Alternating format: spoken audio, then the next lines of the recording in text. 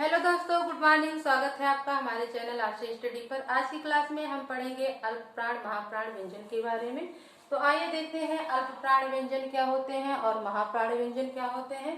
तो जैसे यहाँ लिखा है अल्प प्राण, तो अल्प प्राण का शाब्दिक अर्थ क्या होता है? अल्प का अर्थ होता है कम और प्राण का अर्थ होता है वायु। संस्कृत में प्राण को वायु कहते हैं। तो इस तरह से अल्प प्राण का अर्थ हुआ कम वायु। तो जिन व्यंजन वर्णों के उच्चारण में हमारे मुख से कम हवा निकलती है, कम वायु निकलती है, हम उनको कहते हैं अल्प प्राण व्यंजन। अब आप सोच रहे होंगे कि ये अल्प प्राण व्यंजन वर्ण होते कौन कौन से हैं। तो आइए जानते हैं कि कौन कौन से वर्ण हमारे अल्प प्राण व्यंजन के अंतर्गत आते हैं। तो हमने आपको कल बताया था कि जो हमारे स्पर्श व्यंजन होते हैं उनको हमने आपको 5 वर्गों में बांट के बताया था कि इसके 5 वर्ग होते हैं। का वर्ग, चा वर्ग, टा वर्ग, ता वर्ग और पा वर्ग। तो जैसे भी किसी भी वर्ग के अंतर्गत हमारे 5 वर्ण आते हैं। ये होता है पहला वर्ण, दूसरा वर्ण, तीसरा वर्ण, चौथा वर्ण और 5वां वर्ण। तो जैसा कि हमने पढ़ा कि किसी भी व्यंजन वर्ण का जब हम उच्चारण करते हैं तो उसमें अल्प प्राण कौन कौन से होते हैं। जैसे किसी भी वर्ग का पहला, तीसरा और 5वां वर्ण जो होता है वह हमारा अल्प प्राण व्यंजन के अंतर्गत आता है। तो यहाँ पे जैसे हमने देखिए, यहाँ पर क्या है, हमारा का हमारा पहला वर्ण है, फिर हमारा गा तीसरा वर्ण है और फिर हमारा अंगा जो होता है ये हमारा 5वां वर्ण है। तो इस तरह किसी भी वर्ण का पहला, तीसरा और 5वां वर्ण हमारा अल्प प्राण व्यंजन कहलाता है। तो जैसे हमने का वर्ग में पढ़ा का, गा और अंगा। फिर चा वर्ग में हमने पढ़ा चा, जा और या। फिर टा वर्ग में देखिए पहला वर्ण क्या है, टा, तीसरा है डा और 5वां वर्ण है आ। फिर ता वर्ग में हमने देखा पहला वर्ण है ता, तीसरा है दा और फिर 5वां वर्ण है ना। फिर पा वर्ग में हमने देखा कि पहला वर्ग है पा, तीसरा है बा और आखिरी क्या है, 5वां वर्ण मा। तो इस तरह से हमारे जो अल्प प्राण व्यंजन होते हैं, किसी भी वर्ग के पहला, तीसरा और 5वां वर्ण अल्प प्राण व्यंजन कहलाता है। फिर हमने कल आपको बताया था अंतस्थ व्यंजन के बारे में। अंतस्थ व्यंजन की संख्या कितनी होती है? 4। अंतस्थ व्यंजन कौन कौन से होते हैं? 4 होते हैं। जैसे या, रा, ला और वा। ये 4 वर्ण अंतस्थ व्यंजन के अंतर्गत आते हैं। इनको भी हम अल्प प्राण व्यंजन वर्ण के अंतर्गत रखते हैं। तो ये भी हमारे अल्प प्राण व्यंजन के अंतर्गत आते हैं।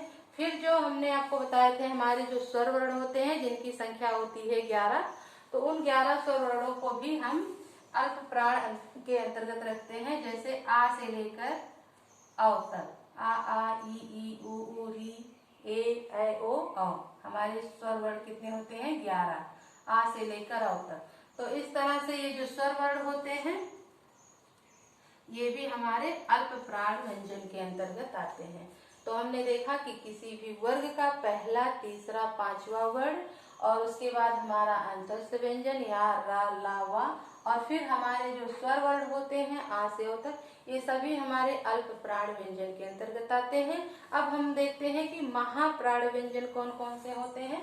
तो आइए देखते हैं कि महाप्राण व्यंजन कौन कौन से होते हैं। तो अल्प प्राण व्यंजन के बारे में आप लोग जान गए। अब हम आपको महाप्राण व्यंजन के बारे में बताएंगे। जैसे कि हमने यहाँ लिखा महाप्राण व्यंजन। तो महाप्राण, महा का अर्थ क्या होता है? अधिक। महा का अर्थ होता है अधिक और प्राण का अर्थ तो आप जानते ही हैं कि संस्कृत में इसको वायु कहते हैं।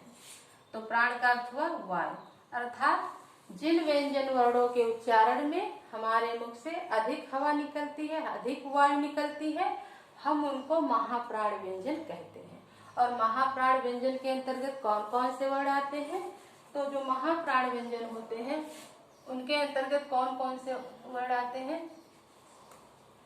तो महाप्राण व्यंजन के अंतर्गत किसी भी वर्ग का दूसरा और चौथा वर्ण जो होता है वो महाप्राण व्यंजन कहलाता है। जैसे यहाँ पे हमारा दूसरा वर्ण है खा और चौथा वर्ण है खा। तो महाप्राण में किसी भी वर्ग का दूसरा और चौथा वर्ण, जैसे हमने का वर्ग में लिखा है खा और खा, इसी तरह हमारे दूसरे वर्ग में आएगा छा और छा। फिर हमारा जो तीसरा वर्ग है इसमें हमारा दूसरा वर्ण क्या है ठा और चौथा है ढा।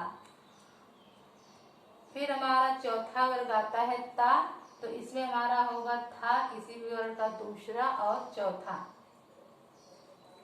और फिर पा वर्ग में हमारा आता है फा और भा। तो इस तरह से ये दूसरा और चौथा वर्ण हमारा हो गया महाप्राण व्यंजन। और फिर हमारे जो होते हैं ऊष्म व्यंजन, जिनकी संख्या होती है 4, शा, शा, शा, 3 टाइप के हमारे शा होते हैं और हा, इनको हम कहते हैं ऊष्म व्यंजन। तो ये जो हमारे ऊष्म व्यंजन होते हैं ये भी हमारे महाप्राण के अंतर्गत आते हैं। तो इस तरह से हमारा दूसरा और चौथा वर्ण और ये ऊष्म व्यंजन हमारे महाप्राण के अंतर्गत आते हैं।